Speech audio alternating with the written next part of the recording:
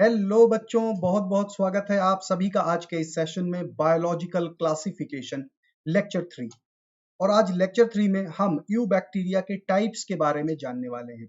यानी कि आज तो हम मोनेरा किंगडम को कंप्लीट कर कर ही रहेंगे।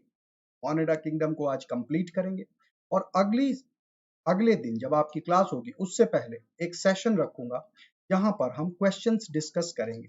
आज क्वेश्चन डिस्कस नहीं कर सकते क्योंकि काफी मैटर बचा हुआ है इस किंगडम का, तो वो आज कंप्लीट करते हैं and then the next day we will also discuss about the questions. तो बच्चों, डीपीपी में आप लोगों को जितना भी मैंने पढ़ाया है इन पिछले 2 लेक्चर में और जो आज पढ़ाऊंगा, ये सारा का सारा क्लियर करके आना पड़ेगा। यानी कि एक बार गो थ्रू कर लीजिएगा और तैयारी से आइएगा ताकि आप अच्छे से कर सकें। तो चलिए बच्चों, बहुत बहुत स्वागत आप सभी का। और आज जानने वाले हैं टाइप्स ऑफ यू बैक्टीरिया। यानी कि कल के सेशन में हमने यू बैक्टीरिया के बारे में समझ लिया था कि आर्के बैक्टीरिया क्या होते हैं, कैसा स्ट्रक्चर होता है और वो किस तरह से यूकैरियोटिक सेल्स से भी सिमिलर होते हैं। आज हम जानने वाले हैं यू बैक्टीरिया के बारे में। तो यू बैक्टीरिया, नाम यू बैक्टीरिया है लेकिन ये यूकैरियोटिक नहीं है, ये प्रोकैरियोटिक ही है। सिर्फ बैक्टीरियाज में मॉडर्न बैक्टीरिया है, यानी कि आर्के बैक्टीरिया प्रिमिटिव हो गए, ये थोड़ा सा मॉडर्न है, इतना ही डिस्टिंक्शन है। ये गलती कभी मत करिएगा कि यू बैक्टीरिया यानी कि यूकैरियोट, नॉट एट ऑल। चलिए बच्चों, शुरू करते हैं सेशन को। नाउ फॉर ऑल दो स्टूडेंट जिन्होंने आज पहली बार मेरा सेशन ज्वाइन किया है, my name is Pradeep Singh. My educational qualification, years of experience, number of students taught, everything is in front of you. और मैं हमेशा कहता हूं ये सारी की सारी चीजें सेकेंडरी हैं, आप हैं प्राइमरी। मेरे सेशन को जरूर शेयर करा करिए हैश नीट लाइफ डेली के थ्रू अपने सोशल मीडिया अकाउंट्स पर, ताकि इस रेवोल्यूशन के बारे में सारी कंट्री को पता चल सके, हर एक बच्चे को पता चल सके और सबका फायदा हो सके। Right, that is a better approach. बच्चों, एक और बेहतरीन फीचर जहां पर आप सारे के सारे लेक्चर्स जो भी हो रहे हैं वो सब एट ए प्लेस देख पाएंगे। आपको सिर्फ टाइप करना है tinyurl.com/neetmobile और ये विंडो आ जाएगा। यहां पर आप subject wise, chapter wise, lecture wise discourse को देख सकते हैं और यहीं से पीडीएफ नोट भी स्ट्रेट अवे डाउनलोड कर सकते हैं। तो वंडरफुल फीचर है, इसके साथ जुड़िए।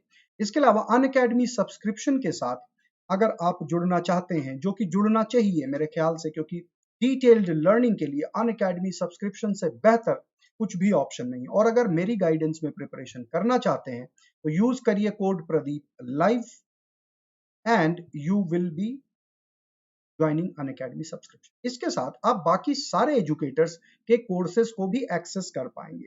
तो this code, one code will take you through your future destination and you will also get the discount. चलिए आगे बढ़ते हैं।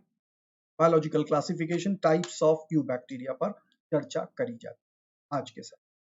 तो स्वागत है आप सारे बच्चों का। अशोक, अभिनव, विक्रमादित्य, जकोपा, सहजहान, योगेश, अशरफ, भूमिका, ये बच्चे मुझे दिख रहे हैं, आप लोग जुड़ चुके हैं। इसके अलावा भी बहुत से बच्चे जुड़े हुए हैं सेशन में। तो बच्चों तुरंत के तुरंत लाइक कीजिए। नाउ आज का सेशन बहुत इंपॉर्टेंट है, कई मायनों में बहुत इंपॉर्टेंट, क्योंकि आज के सेशन में जो टॉपिक्स हम पढ़ने जा रहे हैं, इन टॉपिक्स के ऊपर क्वेश्चंस आने की संभावना काफी ज्यादा रहती है। तो आप समझ ही गए होंगे कि इंपॉर्टेंस इसकी इस वजह से भी अधिक बन जाती है। राइट, चलिए शुरू करते हैं। तो पहले यू बैक्टीरिया के बारे में अगर हम टाइप्स की बात करेंगे तो कुछ कुछ तो आपको देख लीजिए यहीं पर दिखाई दे रहे हैं। इस चित्र के माध्यम से आप देखिए, आपको दिखाई दे रहे हैं। आपको आइडिया तो लग ही गया होगा कि हम कौन कौन से बैक्टीरियाज के बारे में बात करने वाले हैं। लेकिन अब हम थोड़ा सा डिटेल में देखते हैं कि बैक्टीरिया दिखते कैसे हैं। Let's have a look. Magnification is 1000 times. इस 1000 टाइम मैग्निफिकेशन में आप देख लीजिए, आपको बैक्टीरिया इस तरह से दिखाई दे रहा है। This is how bacteria look like. ये वाटर सैंपल में बैक्टीरिया देखा गया और ये जो सेल आप देख रहे हैं, तो बड़ा सा सेल आप जो देख रहे हैं वो यूकैरियोटिक सेल है, वो कोई प्रोटोजुआ है जो बैक्टीरिया को खाने की कोशिश कर रहा है। तो वो कितना साइज में बड़ा है। एंड प्रोटोजुअन भी प्रिमिटिव ही है, बहुत ज्यादा एडवांस नहीं है। मॉडर्न यूकैरियोटिक सेल की बात करें तो आप समझ सकते हैं वो और भी ज्यादा बड़े होते हैं। राइट, यानी कि अगर हम अपनी बॉडी की बात करें, अपने बॉडी सेल्स की बात करें, so our body cells are even bigger than them. तो ये देख लीजिए बैक्टीरिया, मैग्निफिकेशन इज 1000 टाइम्स। और उसके बीच में आपको एक वाटर ड्रॉप में ये देखा गया है, माइक्रोस्कोप से जब देखा गया एक बूंद पानी में, तो कुछ इस तरह का स्ट्रक्चर दिखाई दिया। आप समझ सकते हैं कि बैक्टीरिया हर जगह है। जैसे कल के सेशन में भी मैंने कहा था, यत्र तत्र सर्वत्र, हर जगह पाए जाएंगे बैक्टीरिया। ऐसी कोई जगह नहीं है पृथ्वी पर जहां पर बैक्टीरिया नहीं पाए जा सकते। राइट, आगे बढ़ते हैं। समझ में आ रहा? Getting the point, understanding? All right बच्चों, तो चलिए आगे बढ़ते हैं और इसके बारे में और जानकारी लेते हैं, बैक्टीरिया के बारे में। तो बच्चों कल के सेशन में हमने फ्लैजेला के बारे में पढ़ा था और फ्लैजेला के पार्ट को भी हमने देखा था। आज एक बार फिर से, क्योंकि फ्लैजेला पोर्शन हमने पूरा डिटेल में नहीं कवर किया था, राइट, तो देख लेते हैं फ्लैजेला में क्या क्या स्ट्रक्चर पाए जाते हैं। तो फ्लैजेला में बेसल बॉडी है, कल मैंने आपको डायग्राम भी दिखाया था, और एक हुक होता है। हुक के अलावा फिलामेंट होता है जो इसके अंदर से निकल रहा होता है और वो राउंड राउंड घूमता रहता है। This is how the flagella in a bacteria evolved, revolve. जब हम बात करेंगे अगले किंगडम में, प्रोटिस्टा में, तो वहां पर हम देखेंगे कि फ्लैजेला का जो स्ट्रक्चर है वो थोड़ा सा एडवांस्ड है। चाहे फ्लैजेला हो चाहे सिलिया हो, वो सारा का सारा स्ट्रक्चर हम देखेंगे कि थोड़ा सा एडवांस्ड है, राइट। तो अभी तो यही से आपको संतोष करना पड़ेगा फ्लैजेला, क्योंकि बैक्टीरियल फ्लैजेला बहुत ज्यादा कॉम्प्लिकेटेड नहीं है। और इसके क्रॉस सेक्शन की भी बात करेंगे जब हम दोनों फ्लैजेला को कंपेयर करेंगे। ओके बच्चों, अब बात करते हैं पिलाई एंड फिम्ब्रिए। तो पिलाई एंड फिम्ब्रिए दोनों के दोनों ट्यूब्यूलर आउटग्रोथ हैं बैक्टीरियल सेल वॉल से। बैक्टीरिया के जो आउटर मेम्ब्रेन है वहां के आउटग्रोथ है। नाउ पिलाई is helpful in the transfer of fertility factor. Fertility factor को ट्रांसफर करता है ये पिलाई, यानी कि ये पिलाई कॉन्जुगेशन टाइप का स्ट्रक्चर दिखने को मिलेगा। कॉन्जुगेशन ब्रिजेस बनाता है जिसमें फर्टिलिटी फैक्टर को शेयर किया जाता है, यानी कि जिसके अंदर फर्टिलिटी फैक्टर है वो F+ और जिसके अंदर नहीं है वो F-। बात सिर्फ इतनी है, इसमें कुछ भी कॉम्प्लिकेटेड नहीं है। फर्टिलिटी फैक्टर जिसके पास है वो F+ कहलाएगा सेल, और जिस सेल के पास नहीं है उस सेल का नाम है F-। अब ये फर्टिलिटी फैक्टर होता क्या है बच्चों? फर्टिलिटी फैक्टर कुछ अलग से चीज नहीं है, कोई ऐसी जीन जो एक बैक्टीरिया ने एक्वायर कर ली, जैसे कि एंटीबायोटिक रेजिस्टेंस की जीन। तो वो जीन उसके पास है तो वो फर्टिलिटी फैक्टर हो गया उसके लिए। The same gene it will try to share with other bacterias. तो वो शेयर या तो फर्टिलिटी फैक्टर के फॉर्म में होता है, यानी कि पिलाई के थ्रू कॉन्जुगेशन ब्रिजेस बना करके शेयर होता है, या फिर प्लास्मिड के थ्रू भी ट्रांसफर हो सकता है। तो बैक्टीरिया में हम जो भी रिप्रोडक्टिव प्रोसेसेस हैं उनके बारे में थोड़ा सा पढ़ेंगे, लेकिन बच्चों बैक्टीरियल रिप्रोडक्शन अभी भी इस चैप्टर में हम बहुत ज्यादा डिटेल में नहीं पढ़ेंगे, क्योंकि इसके कुछ पोर्शंस जेनेटिक्स में इंपॉर्टेंट है, हम वहां पर पढ़ते हैं, तो वहां पर भी इसकी इंफॉर्मेशन ली जाएगी। तो एक बात ये समझ लीजिए कि पिलाई हेल्पफुल है in the transfer of fertility factor. तो फर्टिलिटी फैक्टर जिसके पास है वो F+ और जिसके पास नहीं है वो F-, यानी कि F+, F-। तो पॉजिटिव वाला नेगेटिव के साथ ट्रांसफर कर देता है, किसके थ्रू? ये रहे पिलाई। तो दो बैक्टीरिया क्लोज आएंगे, उनके पिलाई आपस में टच में आएंगे, जुड़ जाते हैं और फैक्टर इससे ट्रांसफर हो जाता है। कई बार पूरा का पूरा नहीं ट्रांसफर हो पाता, क्योंकि थोड़ी सी भी डिस्टर्बेंस में ये बैक्टीरियल सेल अलग हो जाते हैं, सेपरेट हो जाते हैं। नाउ इसके अलावा छोटे छोटे आउटग्रोथ आपको दिखाई दे रहे हैं जिनको फिम्ब्रिए लिखा हुआ है। फिम्ब्रिए का क्या मतलब होता है? फिम्ब्रिए छोटे छोटे आउटग्रोथ होते हैं। They are not flagella, they are not cilia, लेकिन वो एक पतले से आउटग्रोथ हैं। इस आउटग्रोथ के थ्रू बैक्टीरिया किसी भी सरफेस के साथ अटैच हो सकता है। मान लीजिए एक्वाटिक बैक्टीरिया है, वाटर करंट है, तो वाटर करंट में बह जाएगा अगर वो किसी स्ट्रक्चर के साथ, सरफेस के साथ अटैच ना करे। तो ये फिम्ब्री काफी सारे होते हैं, ये अटैचमेंट में हेल्प करते हैं, यानी कि सबस्ट्रेटम के साथ उसको अटैच होने में मदद करते हैं। बस इतना सा काम है फिम्ब्रिए का। समझ गए? आगे बढ़ते हैं। अब बात करते हैं यू बैक्टीरिया, और यू बैक्टीरिया को कितने कितने पार्ट्स में हम डिवाइड कर सकते हैं। तो देख लीजिए, क्योंकि बैक्टीरिया का जो क्लासिफिकेशन है बच्चों वो नॉर्मल क्लासिफिकेशन से नहीं मिलता जुलता। कई बार क्या होता है, शेप के आधार पर क्लासिफिकेशन हो जाता है। कई बार क्या होता है कि किसी एक स्टेनिंग प्रोसेस के आधार पर क्लासिफिकेशन हो जाता है, यानी कि उनमें सेल वॉल के फॉर्मेशन में चेंजेस आ सकते हैं। सेम सेल वाला अपने आप में स्टेनिंग के हिसाब से अलग अलग कॉन्फ़िगरेशन में जा सकता है। ये प्रॉपर्टी भी बैक्टीरियाज में पाई जाती है। यानी कि मान लीजिए कॉकस की बात करें तो कोई ग्राम पॉजिटिव हो सकता है और कोई ग्राम नेगेटिव भी हो सकता है, क्योंकि इसके अंदर ट्रांसफॉर्मेशंस हो जाते हैं, जिसको हम म्यूटेशंस भी बोल सकते हैं, चेंजेस भी होते हैं, बहुत क्विकली चेंजेस होते हैं इसमें। तो based on their shape they are of the following type. अगर हम शेप को आधार मान लें तो शेप के हिसाब से बैक्टीरिया को हम इन कुछ तरीकों में ब्रेक कर सकते हैं, जैसे कि कॉकस अब कॉकस का क्या मतलब हुआ? कॉकस का मतलब है स्फेरिकल, राउंडेड होगा, पूरा का पूरा स्फीयर जैसा या राउंड बैक्टीरिया। तो ये देख लीजिए कॉकस, कॉकस सिंगुलर को बोलते हैं और कॉकाई प्लूरल को बोलते हैं। तो जैसे दो हो गए तो डिप्लोकॉकाई, आप डिप्लोकॉकस भी कह सकते हैं, लेकिन डिप्लोकॉकाई ज्यादातर इनके शेप को कहा जाता है। अब अगर एग्जाम्पल की बात करें तो देख लीजिए बच्चों, डिप्लोकॉकस न्यूमोनिया,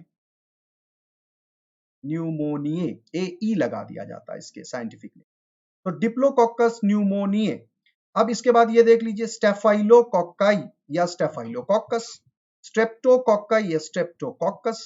क्योंकि अब इनका ग्रुपिंग कैसे हुआ, एक सिंगल कॉकस है तो नॉर्मल कॉकस, दो है तो डिप्लोकॉकस, और अगर एक चेन में बने हुए हैं तो स्ट्रेप्टोकॉकस, और अगर ग्रुप में है काफी सारे सेल तो स्टेफाइलोकॉकस।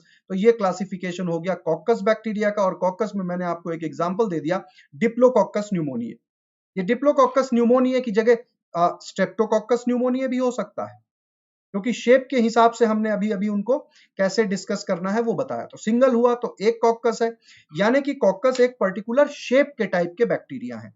जो डिप्लोकॉकस के फॉर्म में हो सकता है वो स्ट्रेप्टोकॉकस के फॉर्म में भी हो सकता है, या उससे मिलती जुलती कोई प्रजाति हो सकती, आपस में चेंजेस भी हो सकते हैं, बहुत छोटे हैं, इनमें बहुत ज्यादा डिस्टिंक्शन नहीं है। बैक्टीरिया के अगर डिस्टिंक्शन के बारे में पढ़ना है तो एक आती है बर्जीज मैनुअल ऑफ बैक्टीरियोलॉजी, बहुत मोटी वॉल्यूमिनस किताब है, उसमें पूरा का पूरा क्लासिफिकेशन दिया हुआ है। हालांकि वो आपके सिलेबस का हिस्सा नहीं है, लेकिन नाम कभी भी पूछा जा सकता है, तो इस वजह से मैंने आपको नाम बता दिया, बर्जीज मैनुअल ऑफ बैक्टीरियोलॉजी, जो बैक्टीरिया के ऊपर अब तक की सबसे ऑथेंटिक किताब मानी जाती है, जिसमें बहुत ज्यादा डिस्क्रिप्शन दिया हुआ है। एक चीज और याद रहे, सारे के सारे बैक्टीरियाज को अभी भी ढूंढा नहीं जा पाया है, अभी भी बहुत सारे ऐसे बैक्टीरियाज हैं जिनके बारे में हमें पता ही नहीं है, और खोज जारी है, चल रही है, राइट। तो ये हो गया हमारा कॉकस। आगे बढ़ते हैं, बैसिलस। अब बैसिलस का क्या मतलब हुआ? बैसिलस यानी कि rod like, rod shaped, elongated, ये देख लीजिए, ये हमारे बैसिलस हैं, जैसे कि लैक्टोबैसिलस। तो नाम भी आप याद रख सकते हैं इस तरह से, लैक्टोबैसिलस। इसके अलावा विब्रियो, विब्रियो का मतलब होता है कॉमा लाइक, कॉमा शेपेड, ये देख लीजिए किस तरह से ऐसे टर्न सा है, ऐसे कॉमा जैसा बना हुआ है। तो दिस इज एग्जांपल, इसमें एक याद रख लीजिए विब्रियो कॉलेरी। तो ये कुछ एग्जांपल्स हैं, इनको भी आपको याद रखने हैं, एटलीस्ट एक एक दो दो एग्जांपल याद रख सकते हैं। इसके अलावा आगे बढ़ते हैं, स्पिरिलम। स्पिरिलम का मतलब होता है स्पाइरल, ये देख लीजिए किस तरह का है स्ट्रक्चर। तो spirillum is one example, example है, साइंटिफिक नेम है, इटैलिक्स में है। Cells are coiled and spiral shaped. इसके अलावा स्टॉक्ड, किसी किसी में ऐसे बनाना के जैसे स्टॉक हो सकता है, ये देख लीजिए यहां से अटैच हो गया, ये इतना एरिया जो है ये स्टॉक है, देख लीजिए स्टॉक जैसा लग रहा है।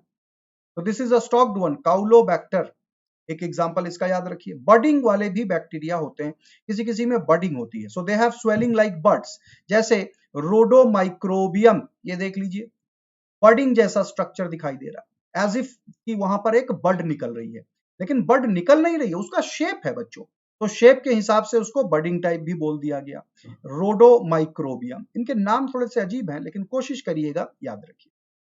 इसके अलावा अब वो तो एक क्लासिफिकेशन हो गया शेप के हिसाब से, अब एक क्लासिफिकेशन और देख लेते हैं फ्लैजेला के हिसाब से, फ्लैजेला है या नहीं है, और अगर है तो किस टाइप का है, इसके ऊपर भी इनका क्लासिफिकेशन कर दिया जाता है। तो बेस्ड ऑन द प्रेजेंस और absence of flagella they are the following type. Atrichous, इसमें फ्लैजेला नहीं है, ये देख लीजिए, ये ए ट्राइचस है, बिना फ्लैजेला वाला। इसके अलावा मोनोट्राइचस, यानी कि एक सिंगल फ्लैजेला रहेगा, ये देख लीजिए मोनोट्राइचस है। इसके अलावा amphitrichous, one and each side, then is total two flagella, एक इधर है एक इधर है। अब आप पूछेंगे इनके स्पेसिफिक एग्जांपल, तो बच्चों इनके कोई स्पेसिफिक एग्जांपल नहीं है, क्योंकि किसी के पास भी फ्लैजेला के कॉन्फ़िगरेशन में चेंजेस आ सकते हैं, depending upon the habitat, depending upon the transformation they have gone through. ठीक है, तो इसमें बहुत ज्यादा हम स्पेसिफिकली ए ट्राइचस का क्या एग्जांपल है, मोनोट्राइचस का क्या है, एम्फीट्राइचस का क्या है, लोफोट्राइचस का क्या, इनके ऊपर हम नहीं डिस्कशन करने की जरूरत नहीं है, यानी कि जो काम की चीज है वो सब मैंने इंक्लूड कर दिया आपके लिए। देन कम्स लोफोट्राइचस, यानी कि एक गुच्छे में होते हैं फ्लैजेला, वन टफ्ट और group of flagella at one end, एक एंड पर एक गुच्छे में है काफी सारे फ्लैजेला, अब total tuft of group of flagella. इसके अलावा सिफेलो सिफेलोट्राइचस, सिफेलोट्राइचस के पास दो गुच्छे होंगे, देख लीजिए, एक इधर है एक इधर है, जैसे सिफेलोट्राइचस। और एक हो सकता है पेरीट्राइचस, पूरे के पूरे पेरीफेरी में, पूरे पेरीमीटर में देख लीजिए फ्लैजेला ही फ्लैजेला भरे पड़े हैं, फ्लैजेला इसमें। तो ये कैसा हो गया, ये पेरीट्राइचस हो गया या पेरीट्राइकस। ये नाम याद रखिएगा शेप के हिसाब से, क्योंकि इसमें सिर्फ ये पूछे जाने की संभावना है कि लोफोट्राइचस में फ्लैजेला कहां कहां होता है। तो आपको बताना होगा कि एक ही टफ्ट में होता है और एक ही तरफ होता है, गुच्छे में होता है। सिफेलोट्राइचस में पूछ लिया गया तो आप बताएंगे दो तरफ होता है, पेरीट्राइचस में पूछा तो पूरी बॉडी में होता है। Getting the point. अब जो ई कोलाई है ज्यादातर पेरीट्राइचस कंडीशन में होता है, हमारे गट में होता है, बड़ा इंपॉर्टेंट है, तो उसको याद रखिएगा। राइट, अब हम बात करते हैं बच्चों बड़े ही इंपॉर्टेंट प्रोसेस की, जिसको ग्राम स्टेनिंग प्रोसेस कहा जाता है। इसके आधार पर भी बैक्टीरिया का ग्रॉस क्लासिफिकेशन किया जाता है, यानी कि जिसने स्टेन ले लिया उसका नाम है ग्राम पॉजिटिव, और जिसने स्टेन नहीं लिया अपने ऊपर उसका नाम है ग्राम नेगेटिव। एक अनोखा तरीका ढूंढ लिया गया बच्चों, इसमें अनोखा कुछ भी नहीं है। एक्चुअली ग्राम पॉजिटिव जो बैक्टीरिया है उसका जो सेल वॉल होता है उसके अंदर एक स्पेसिफिक केमिकल की मात्रा अधिक होती है, जिसकी वजह से वो केमिकल या कलर या डाई को रिटेन कर लेता है, और जो ग्राम नेगेटिव होता है वो रिटेन नहीं कर पाता। इससे फायदा ये होता है कि जो भी इंफेक्शन होता है बॉडी में, हम बड़ी सिंपल तरीके से, कोई बहुत ज्यादा पावरफुल माइक्रोस्कोप की जरूरत नहीं होती, क्योंकि बहुत ज्यादा पावरफुल माइक्रोस्कोप के बगैर पूरा का पूरा बैक्टीरिया 100% समझ में नहीं आएगा। आपको दिखेंगे छोटे छोटे, अभी जो मैंने आपको क्लिप दिखाई थी, क्या आप उसमें पूरा का पूरा उसके अंदर के स्ट्रक्चर देख पा रहे थे, उसकी वॉल की संरचना देख पा रहे थे? नहीं, छोटे छोटे दिखाई दे रहे थे। लेकिन अगर कलर के माध्यम से हम उनको ब्रांडिंग कर लें कि भाई ये वाला ये कलर का है तो ये पॉजिटिव ये नेगेटिव, तो हमारे लिए बड़ा आसान हो जाता है। उस प्रोसेस को अब हम समझने जा रहे हैं, जिसका नाम है ग्राम स्टेनिंग प्रोसेस। तो ये ग्राम स्टेनिंग प्रोसेस है क्या, आपको पूरा का पूरा समझाता हूं। बच्चों देख लीजिए, क्रिश्चियन डी ग्राम एक साइंटिस्ट का नाम है, क्रिश्चियन डी ग्राम ने ये टेक्निक डेवलप करी। स्टेन करने की टेक्निक है, स्टेन द बैक्टीरियल सेल, यानी कि बैक्टीरियल सेल को कलर करना है। कैसे कलर करना है वो देख लीजिए। तो बैक्टीरिया के बारे में मैंने आपको वो भी दिखाया था कि बैक्टीरियल कल्चर में कैसे पेट्री डिश में बैक्टीरिया का फॉर्मेशन होता है। कल के सेशन में अगर आपने थंबनेल देखा होगा, और उसके बाद मेरे सेशन में आपको एक मैंने पिक्चर दिखाई है जिसमें दिखाया गया कि पेट्री डिश के अंदर बैक्टीरियल कॉलोनीज ग्रो करती हैं। सीधी सी बात है। तो उस पेट्री डिश में जहां पर बैक्टीरियल कॉलोनी को ग्रो कराया गया, उस कॉलोनी में से थोड़ा सा अमाउंट निकाला गया, इनोकुलेशन बोलते हैं, इनोकुलम बोल सकते हैं, और इस स्लाइड के ऊपर ऐसे लगा दिया गया। ये जो स्लाइड आप देख रहे हैं, इस स्लाइड के ऊपर हल्का सा ऐसे करके लगा दिया गया। एक बार स्लाइड में लगा दिया गया, अब इसमें अगर कोई केमिकल डालेंगे स्लाइड पे तो बैक्टीरिया इधर उधर चले जाएंगे, जाहिर सी बात है। एक ग्लास स्लाइड लिया गया, उस ग्लास स्लाइड के ऊपर इनोकुलम लूप से थोड़ा सा उसी पेट्री डिश में जहां पर बैक्टीरिया ग्रो कर रहा था वहां से स्टेरिलाइज्ड इनोकुलम लूप से, माइक्रोबायोलॉजी में आप पढ़ेंगे इसके बारे में, लेकिन 11th-12th के स्टैंडर्ड में बहुत ज्यादा इसका जिक्र नहीं है। और ये ग्राम स्टेनिंग प्रोसेस किसी किसी स्कूल में कराई जाती है और कई तो नहीं कराते हैं। एनीवे, ग्लास स्लाइड लिया, पेट्री डिश में बैक्टीरियल कॉलोनी ग्रो कर चुकी है, उसमें से थोड़ा सा एगार सॉल्यूशन के ऊपर ग्रो करते हैं, उसको लेकर के इस पे ऐसे लगा दिया गया। लगाने के बाद आप क्या करेंगे, अगर ऊपर केमिकल डालेंगे तो बैक्टीरिया वहां से इधर उधर जा सकते हैं। इस वजह से हमें एक बैक्टीरियल फिक्सिंग प्रोसेस बनाया गया, जिसको हीट फिक्स बोलते हैं। देख लीजिए, बंसन फ्लेम के ऊपर उस स्लाइड को लेकर के हल्के से एक बार धीमे से निकाल लिया जाता है। तो यहां पर बैक्टीरिया को एक तरह का हीट शॉक लगता है, बहुत ज्यादा देर नहीं रखेंगे, जल जाएंगे सारे के सारे बैक्टीरिया, यानी कि टेम्परेचर बहुत ज्यादा राइज नहीं कराना है, क्विक सक्सेशन में उसको ड्रॉ कर लेना। इसको कहते हैं फ्लेम है, फ्लेम के ऊपर से ऐसे ड्रॉ कर लीजिए, फ्रैक्शन ऑफ सेकेंड ऐसे कर, राइट। तो जैसे ही आपने किया तो ऐसा मानना है कि बैक्टीरिया उसमें फिक्स हो जाते हैं, ग्लास स्लाइड में फिक्स हो जाते हैं। अब वो छोड़ेंगे नहीं, कोई भी केमिकल डालेंगे तो वॉश आउट नहीं होंगे। अब ये हमारे बड़े काम का है ये प्रोसेस, जो हमने इनको हीट शॉक दिया।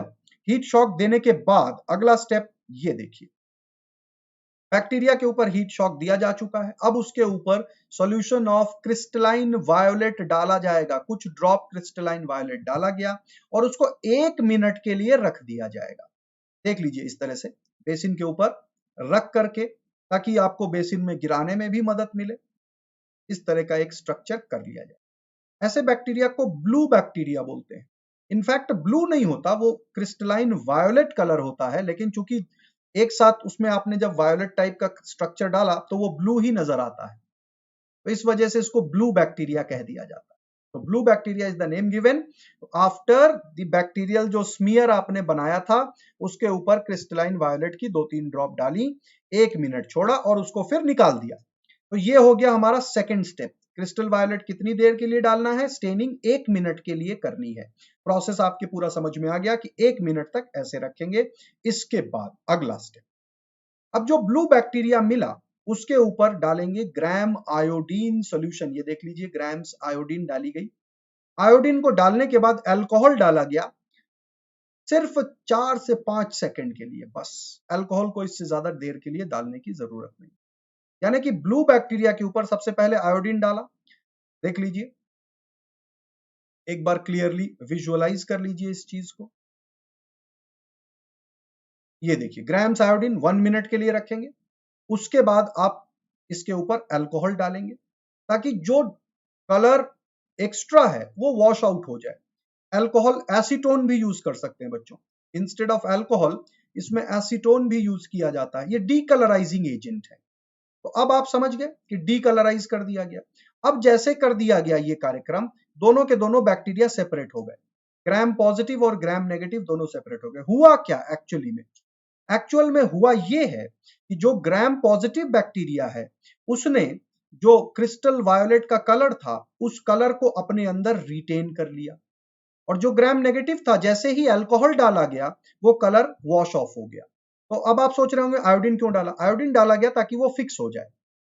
जो भी कलर क्रिस्टल वायोलेट की वजह से आया, आयोडीन डालने से वो फिक्स हो गया। लेकिन जब अल्कोहल से धुला गया तो जिसके अंदर तक पहुंच चुका है वहां तो फिक्स है, लेकिन जिसके अंदर जगह नहीं है फिट होने की, क्रिस्टल वायोलेट या पतली लेयर में क्रिस्टल वायोलेट आएगा, पेप्टिडोग्लाइकन लेयर थिन है, वहां पर अल्कोहल को डालने से सारा का सारा वॉश ऑफ हो गया।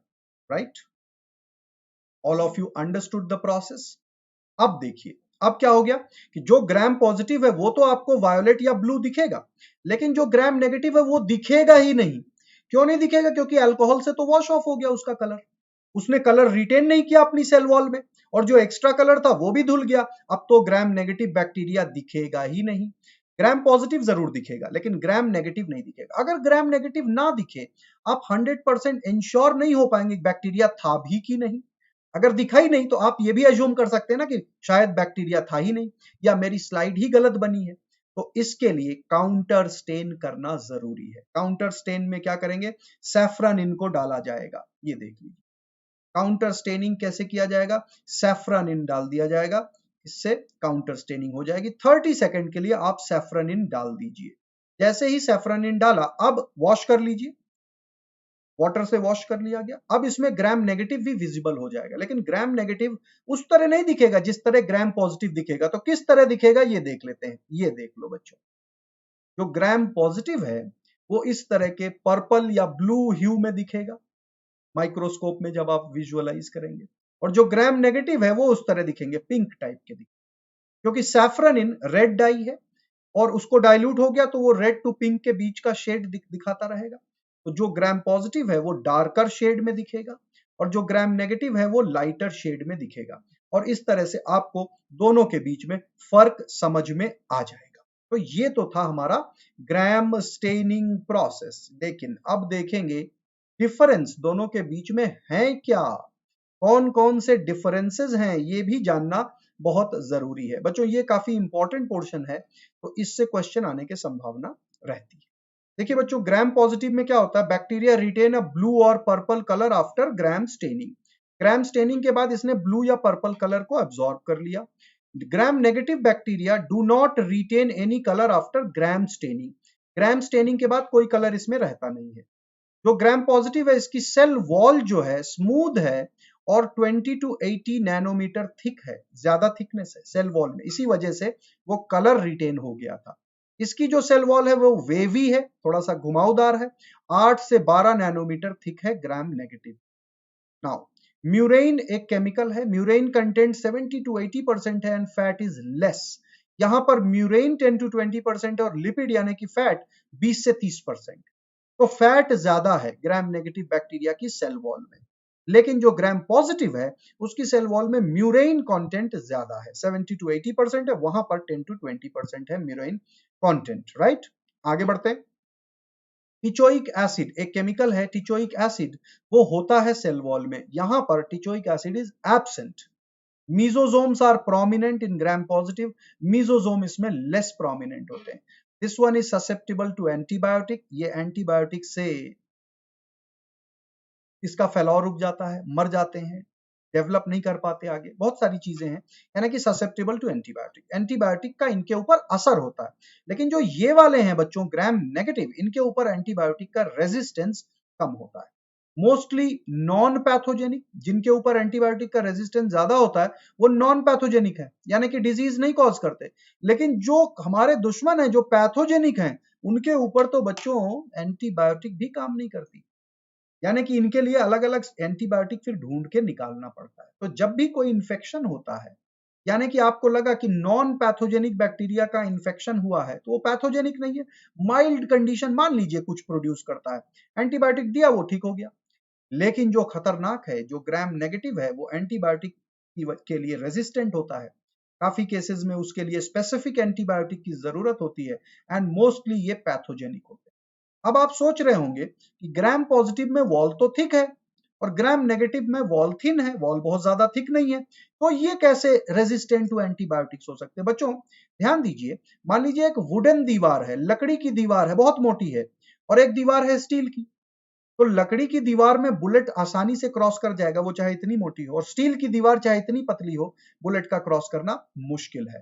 तो आप समझ गए होंगे कि ये जो ग्राम नेगेटिव है, इनके जो स्ट्रक्चरल डिफरेंसेस है सेल वॉल में, इसी की वजह से सारा का सारा क्लू है। अब ये देखिए, ग्राम नेगेटिव में पेप्टिडोग्लाइकन, देख लीजिए पेप्टिडोग्लाइकन, ये रही लेयर, वेवी है, राइट, और सिंगल लेयर है। अब ये वाला देख लीजिए, इसमें कितनी थिक है, पेप्टिडोग्लाइकन ही पेप्टिडोग्लाइकन भरा हुआ है।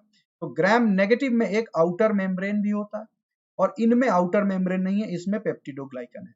तो वो पेप्टिडोग्लाइकन की थिकनेस की वजह से इतनी बात होती है। अब आपको इसमें ध्यान क्या रखना है, जो डिफरेंसेस वाला टेबल मैंने दिखाया, उसमें से एक एक पॉइंट आपको ध्यान रखना।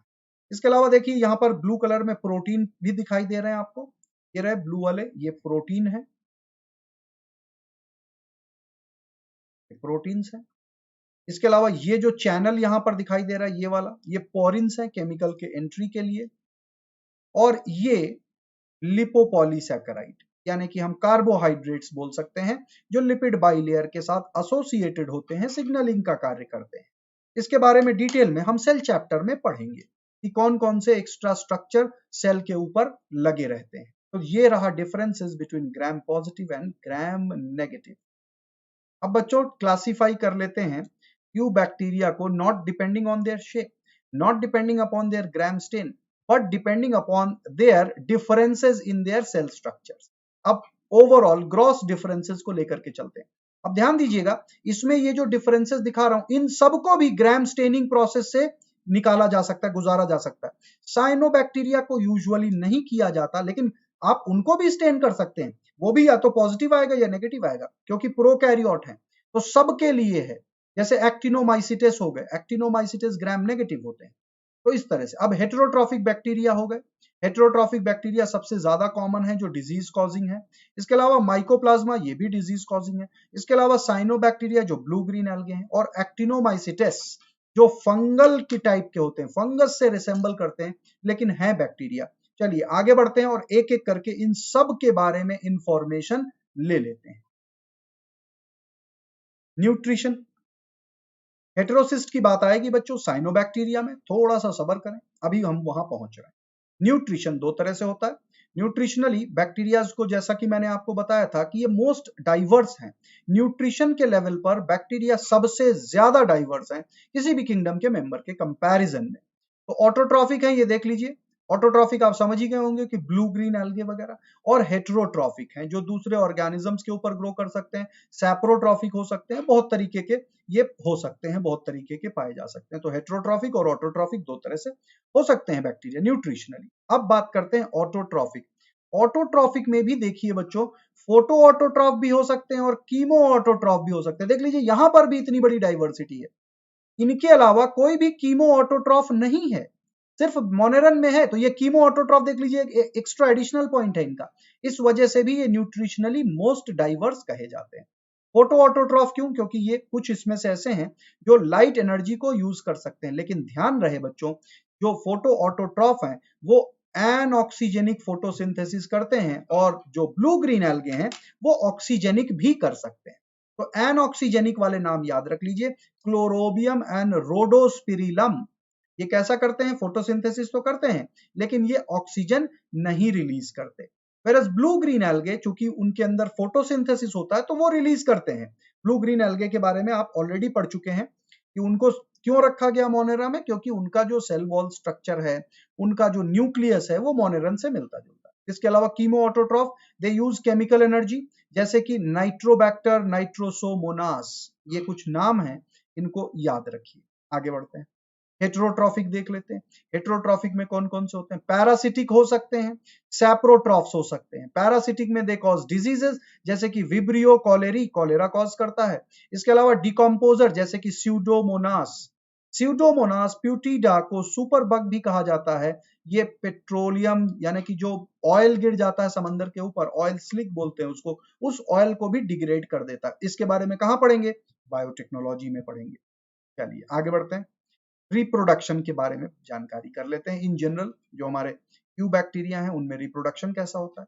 तो बच्चों, एसेक्सुअल रिप्रोडक्शन होता है बाइनरी फिशन के through, under favourable condition binary fission करेगा। और सेक्सुअल रिप्रोडक्शन जो है, वैसे तो ट्रू सेक्सुअल रिप्रोडक्शन मिसिंग है, एब्सेंट है, इसको पैरासेक्सुअल रिप्रोडक्शन बोल सकते हैं, यानी कि not totally sexual reproduction, half way या मिड वे। तो जेनेटिक रिकॉम्बिनेशन होता है बस। उसमें क्या होता है? कॉन्जुगेशन। कॉन्जुगेशन मैं आपको बता चुका हूं, कॉन्जुगेशन पिलाई या सेक्स ब्रिजेस बनते हैं जिनको बोलते हैं कॉन्जुगेशन। फर्टिलिटी फैक्टर का जो है ट्रांसफॉर्मेशन, आदान प्रदान कर लेते हैं। इसके अलावा एक है ट्रांसफॉर्मेशन, जिसमें प्लास्मिड को एक बैक्टीरिया दूसरे बैक्टीरिया में भेज करके उसको ट्रांसफॉर्म कर सकता है। और उसके अलावा एक है ट्रांसडक्शन, जिनमें वायरसेस को यूज करके ये दूसरे बैक्टीरिया को इंड्यूस कर सकते हैं जेनेटिक ट्रांसफॉर्मेशन के। तो ये प्रोसेसेस भी इनके पास है, कॉन्जुगेशन, ट्रांसफॉर्मेशन, ट्रांसडक्शन। तो ट्रांसडक्शन के बारे में, जिसमें बैक्टीरिया अपने जीनोम को ट्रांसफर कर सकता है, उसके बारे में जब हम वायरसेस के बारे में पढ़ेंगे तो उसके बारे में डिटेल में जानकारी ली जाएगी। तो ये तीनों के तीनों प्रोसेसेस हो गए जिनको सॉर्ट ऑफ सेक्सुअल रिप्रोडक्शन कह सकते हैं, नॉट स्ट्रिक्टली सेक्सुअल रिप्रोडक्शन, क्योंकि सेक्सुअल रिप्रोडक्शन का फॉर्मेशन में गेमीट का बनना आवश्यक है और गेमीट का फ्यूजन होना जरूरी है। तो गेमीट तो बनते नहीं है, इस वजह से हम सेक्सुअल रिप्रोडक्शन नहीं कह सकते। आगे बढ़ते हैं, एंडोस्पोर फॉर्मेशन, ये एक और अनोखी चीज है जिसको रेस्टिंग स्पोर बोलते हैं और सिर्फ बैक्टीरिया में ही पाया जाता है। इस तरह का रेस्टिंग स्पोर औरों में भी बनते हैं, लेकिन एंडोस्पोर का जो फॉर्मेशन है ये यूनिक है बैक्टीरिया में।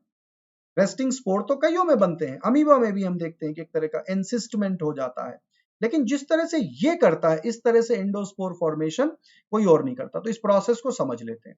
Formation of resting spore within certain bacteria, it make the cell resistant to unfavourable environmental conditions के थ्रू रेजिस्टेंट हो जाता है। ये देख लीजिए क्या क्या प्रोसेस हो रहा है। इस क्लिप के माध्यम से पूरा का पूरा आपको एंडोस्पोर फॉर्मेशन दिखाया गया। अभी स्टार्ट नहीं हुआ, जहां से स्टार्ट होगा आई विल टेल यू, वहां से इसको फॉलो करना शुरू करिए। इस जिफ के माध्यम से आपको पूरी की पूरी इंफॉर्मेशन हो जाएगी। ये देखिए यहां से स्टार्ट हुआ, बैक्टीरियल सेल डिवाइड हो गया, सेल वॉल है अंदर डिवाइड हो चुका है, दो देख लीजिए न्यूक्लियोइड दिखाई दे रहे हैं। अब दोनों के दोनों, एक छोटा रहेगा एक बड़ा पोर्शन में डिवाइड होगा। जो बड़ा वाला है वो छोटे वाले को एनगल्फ कर लेगा। एनगल्फ करने के बाद उसकी जो लेयर है वो बनाएगा स्पोर की आउटर लेयर। तो inner spore membrane, outer spore membrane बन गया। जैसे ही स्पोर मेम्ब्रेन बन गया, वो देख लीजिए ब्लू वाली जो मेम्ब्रेन बन गई वो एक कॉर्टेक्स रीजियन आ जाता है। और उसके अलावा एक्सोस्पोरियम दिखेगा आपको, स्पोर कोट दिख जाएगा। सारी इंफॉर्मेशन यहाँ पे, एक्सोस्पोरियम देख लीजिए बाहर से बना हुआ है, इरेगुलर सा है, और दूसरे सेल का सारा मटेरियल गायब हो जाता है। ये हो गया रेस्टिंग स्पोर। इसी को कहते हैं एंडोस्पोर, जो एक्सोस्पोरियम है बाहर से, अंदर स्पोर कोट है, उसके अंदर कॉर्टेक्स है, उसके अंदर एंडोस्पोर। इस तरह से वो बैक्टीरियल सेल आराम से बैठा हुआ है। जब फेवरेबल कंडीशन आएगा तो वो वहां से जर्मिनेट करेगा, ग्रो कर जाएगा। तो एक बार इस क्लिप को देख लीजिए दोबारा से, आपको बिल्कुल क्लैरिटी आ जाएगी। जर्मिनेशन ये देखिए ब्रेक करके निकला है ड्यूरिंग फेवरेबल।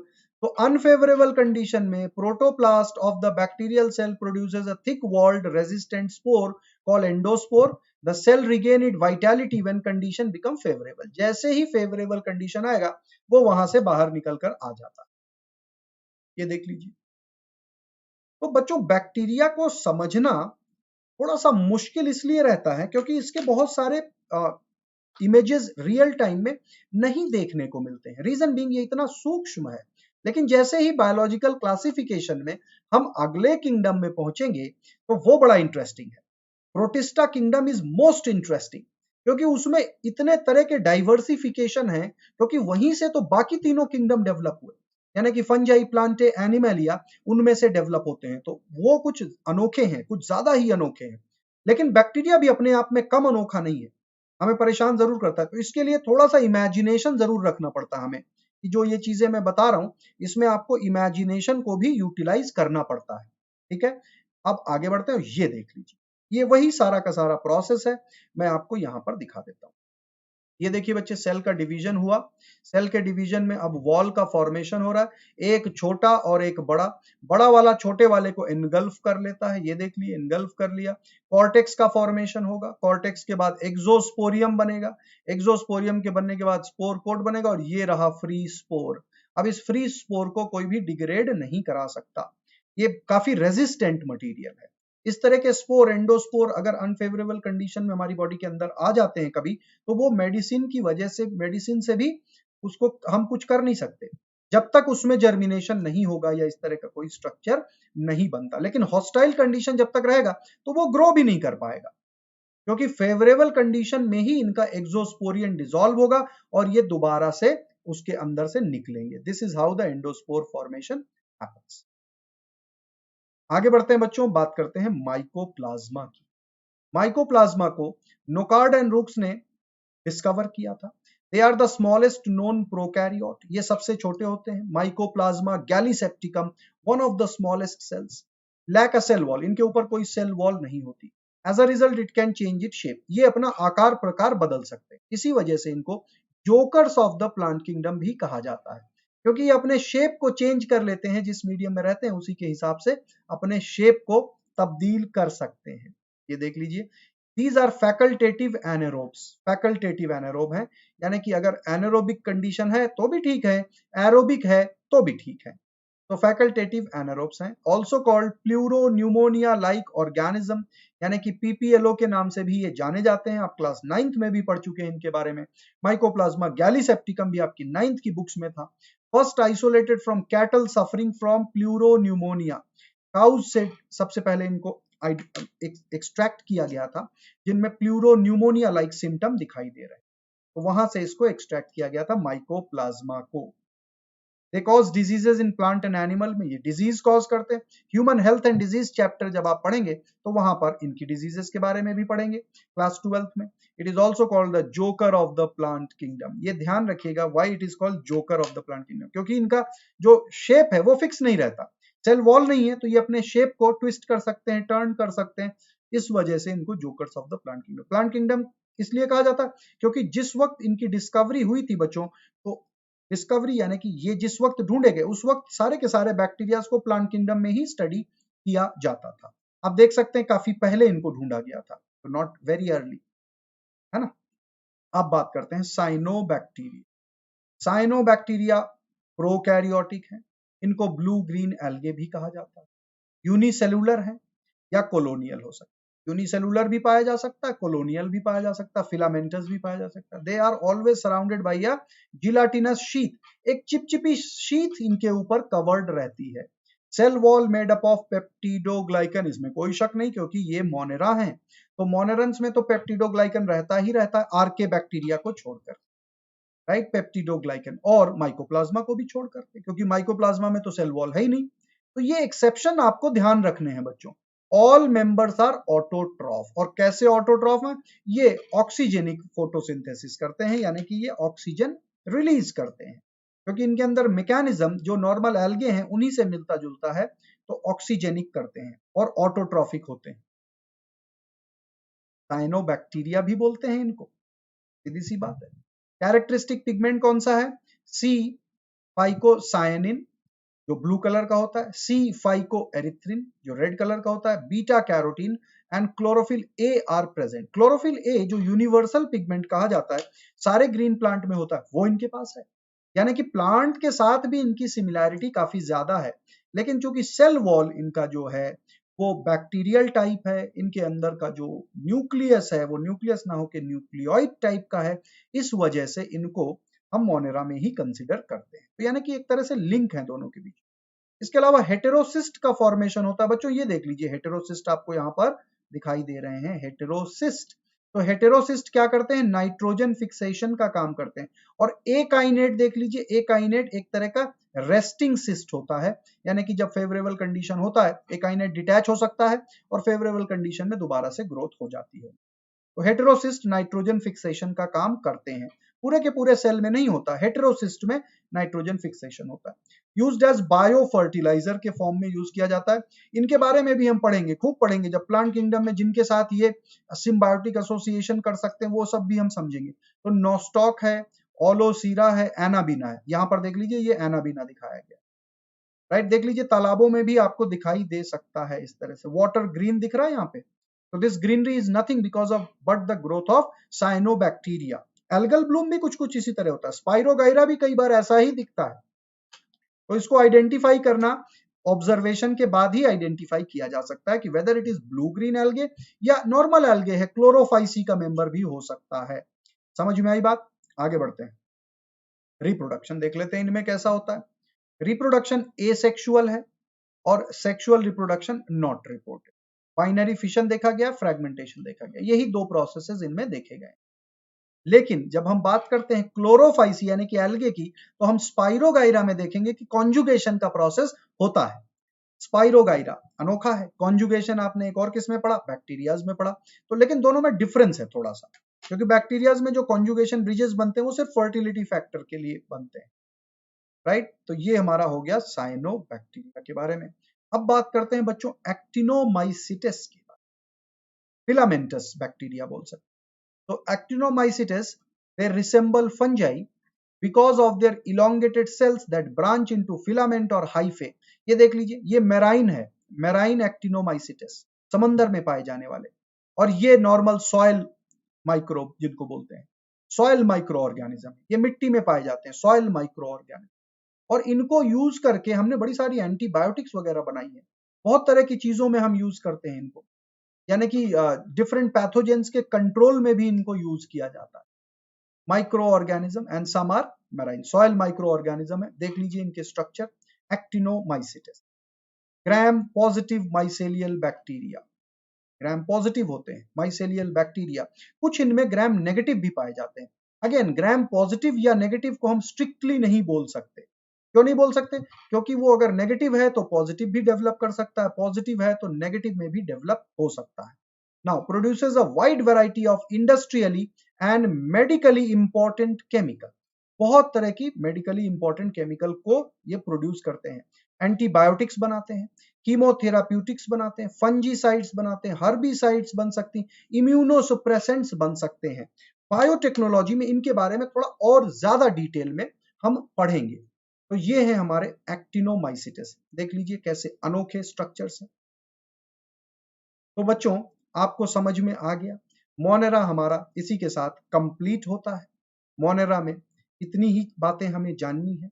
अब अगले सेशन में हम बात करेंगे अपने अगले किंगडम के बारे में, प्रोटिस्टा के बारे में। और प्रोटिस्टा से रिलेटेड जितनी भी महत्वपूर्ण जानकारी है, इंपॉर्टेंट इंफॉर्मेशन है, वो सारी चीजों को हम क्लियर करेंगे। अब इनकी बात कर लेते हैं इकोनॉमिक इंपॉर्टेंस, कि कौन कौन सी चीजों में ये काम आते हैं। ये जितने हमने पढ़े मोनेरंस, टोटल मोनेरंस, इनका क्या इकोनॉमिक इंपॉर्टेंस है, तो देख लेते हैं बच्चों। डेयरी इंडस्ट्री में इनकी जरूरत लगती है। ये क्या करते हैं? मिल्क को कर्ड में कन्वर्ट कर देते हैं, जैसे कि लैक्टोबैसिलस। चीज में कन्वर्ट कर देते हैं, कर्ड को फिर चीज में कन्वर्ट कर देते हैं, यानी कि कर्ड जो बना उससे चीज में तब्दील किया जा सकता है।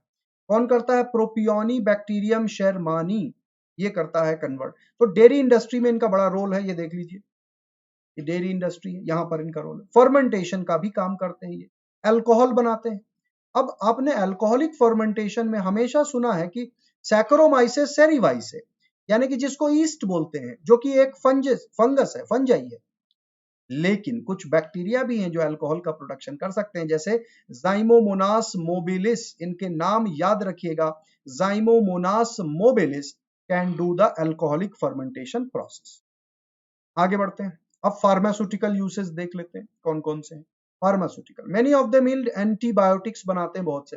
स्ट्रेप्टोमाइसिन, टेट्रासाइक्लिन, क्लोरामफेनिकॉल, कौन बनाता है? स्ट्रेप्टोमाइसिस ग्रीसियस, स्ट्रेप्टोमाइसिस रिमोसस, स्ट्रेप्टोमाइसिस वेनिजुएले, और ये सब एक्टिनोमाइसिटिस है। अब आप सोच लीजिए एक्टिनोमाइसिटिस का कितना इंपॉर्टेंट रोल है। Biofertilizer, many bacteria are able to fix atmospheric nitrogen, जैसे कि राइजोबियम क्या करता है? रूट नोड्यूल बनाता है, ये देख लीजिए। तो एंटीबायोटिक भी बनती हैं, रूट नोड्यूल में भी रह सकता है, और तो राइजोबियम तो समझ ही गए सिम्बायोटिक बैक्टीरिया है, और ये ऑक्सीजन की प्रेजेंस में नहीं रह सकता, यानी कि एनारोब है, ऑब्लिगेट एनारोब है। इसके बारे में भी हम बात करेंगे जब प्लांट फिजियोलॉजी के बारे में बात करेंगे, तो निफ जीन्स के बारे में बात करेंगे, लेग हीमोग्लोबिन के बारे में बात करेंगे कि किस तरह से राइजोबियम को रूट नोड्यूल भी सपोर्ट करते हैं। तो वो सारा का सारा मैकेनिज्म हम आगे के चैप्टर्स में समझेंगे, राइट। आगे बढ़ते हैं, अब कुछ डिजीज कॉजिंग भी देख लेते हैं, जैसे वेरियस प्लांट डिजीजेस कॉज करते हैं बैक्टीरिया। सिट्रस कैंकर, ज़ैंथोमोनास सिट्री, ये देख लीजिए सिट्रस कैंकर, ये रहे कैंकर्स, ये आपको दिख रहे हैं। Blight disease of rice, xanthomonas oryzae, ये ब्लाइट करता है। क्राउन गॉल, एगरोबैक्टीरियम ट्यूमिफेसियन, ये देख लीजिए क्राउन गॉल का फॉर्मेशन। ये क्राउन गॉल के फॉर्मेशन के बारे में भी हम बायोटेक्नोलॉजी में पढ़ेंगे, क्लास 12 की बायोटेक्नोलॉजी में। इस क्राउन गॉल फॉर्मेशन को किस तरह हमने एक बड़ी ही सुविधाजनक अपने कार्य के लिए इसको यूटिलाइज कर लिया है। तो ये कुछ प्लांट डिजीजेस हैं। आगे बढ़ते हैं बच्चों, कुछ एनिमल डिजीजेस को भी देख लेते हैं, क्योंकि इनके बारे में भी आइडिया होना ही चाहिए। तो टिटेनस कॉज करता है क्लोस्ट्रीडियम टिटैनी, कॉलेरा कॉज करता है विब्रियो कॉलेरी, लेप्रोसी कॉज करता है माइकोबैक्टीरियम लेप्रे, डिप्थीरिया कॉज करता है कोराइनी बैक्टीरियम डिप्थेरे, न्यूमोनिया कॉज करता है डिप्लोकोकस न्यूमोनिया। तो ये सारे के सारे हमारे वेरियस एनिमल डिजीजेस हैं। तो हमने इकोनॉमिक इंपॉर्टेंस भी पढ़ ली, मोनेरन्स के बारे में, इनके स्ट्रक्चर के बारे में जानकारी ले ली, क्या क्या अनोखा होता है इसके बारे में जानकारी ले ली। अब अगले सेशन में हम पढ़ेंगे अगले किंगडम के बारे में। तो बच्चों, मंडे टू वेडनेसडे हमारे जो सेशंस चल रहे हैं नीट लाइफ डेली 2.0 में, 4 PM पर सचिन सर जूलॉजी पढ़ाएंगे, 5 PM महेंद्र सर फिजिक्स पढ़ाएंगे, 6 PM अनूप सर केमिस्ट्री, और 7 PM मैं आपको बॉटनी पढ़ाऊंगा। संडे के दिन मोटिवेशन सेशंस होंगे, Thursday to Saturday same pattern follows, बस डेज अलग हैं, थर्सडे टू सैटरडे, और Sunday will be the day for motivation. आप हमारे साथ टेलीग्राम ऐप के साथ भी जुड़ सकते हैं। टेलीग्राम ऐप को इंस्टॉल करिए और ब्राउजर में टाइप करिए tinyurl.com अनअकैडमी कैट, और इस ग्रुप के साथ जुड़ जाएंगे। आपको सारे के सारे अपडेट्स मिलते रहेंगे। एक और बेहतरीन फीचर tinyurl.com/neat mobile, यहाँ पर एट ए प्लेस आप अपने सारे लेक्चर्स व्यू कर पाए। बात करते हैं बच्चों अनअकैडमी सब्सक्रिप्शन के बारे में, जो कि हर मामले में बेहतरीन सब्सक्रिप्शन। यहाँ पर आपको मिलती हैं लाइव क्लासेस, आप हमसे इंटरैक्ट कर सकते हैं, live poll, leader board, test series analysis, और लाइव डाउट क्लियरिंग सेशंस भी होते हैं, राइट। तो इस तरह के देख लीजिए हमारे बैच कोर्सेज स्टार्ट हो चुके हैं, ईयर लॉन्ग बैच कोर्सेज। आप इन कोर्सेज के साथ भी जुड़ें और अपनी तैयारी को पूरी तरह से, पूरी मजबूती के साथ कंप्लीट करें। करना क्या है, बड़ा सिंपल प्रोसेस है। Go to Play Store, Unacademy learning app को इंस्टॉल कर लीजिए। इंस्टॉल करने के बाद आपको ऑप्शन आएगा प्लस का, तो प्लस पर क्लिक करिए, then NEET UG, and then click on get subscription, right. And फिर आपको यहाँ पर सब्सक्रिप्शन वाला पेज आएगा। तो अब यहाँ पर क्या है कि आप हमारी आईडीज यूज कर सकते हैं, यानी कि एजुकेटर कोड जिसको बोलते हैं। इसको यूज करने से आपको एक तो डिस्काउंट मिलता है, दूसरा आप हमारे साथ डायरेक्टली जुड़ जाते हैं। तो बच्चों, अगर आप मेरी गाइडेंस में प्रिपरेशन करना चाहते हैं तो यूज करिए code Pradeep live. You will also get 10% discount, जो मिलता ही है एज यूजुअल। और benefit is you can enter और join the groups of all other educator. Country के सारे एजुकेटर्स के थ्रू भी जुड़ जाते हैं और मेरी गाइडेंस में आप अपनी मंजिल तक पहुंचने की तैयारी शुरू कर सकते हैं। तो इसके साथ भी आप जुड़ सकते हैं, right. Unacademy NEET, Unacademy JEE, Unacademy at school for 9, 10th and 11th, 12th, board preparation channel, all are our sister channels, so together let's crack it। और बच्चों, जिन बच्चों ने अब तक चैनल को सब्सक्राइब नहीं किया, तुरंत के तुरंत चैनल को सब्सक्राइब जरूर करें, बेल आइकन को भी प्रेस करें और #NEET LIVE डेली के थ्रू शेयर कर दीजिए अपने सोशल मीडिया अकाउंट्स पर, ताकि इस रेवोल्यूशन के बारे में और इस वंडरफुल टीम के वर्क के बारे में कंट्री के हर एक बच्चे को पता चल सके। ये बहुत जरूरी है कि आप अच्छी चीजों को शेयर भी करें। तो this team is trying to make education feasible for everyone, education at every doorstep. हर बच्चे को, दूर दराज के इलाकों के बच्चों को भी एजुकेशन, जहां पर नॉर्मल और ट्रेडिशनल कोचिंग इंस्टीट्यूट्स नहीं पहुंच पाते हैं बच्चों, तो बहुत जरूरी है। ओके बच्चों, so use code Pradeep live for joining with Unacademy subscription और अपने सपनों को साकार कीजिए मेरी guidance. So that's all for this session, bachcho. See you all again in the next session. Take care. Bye bye.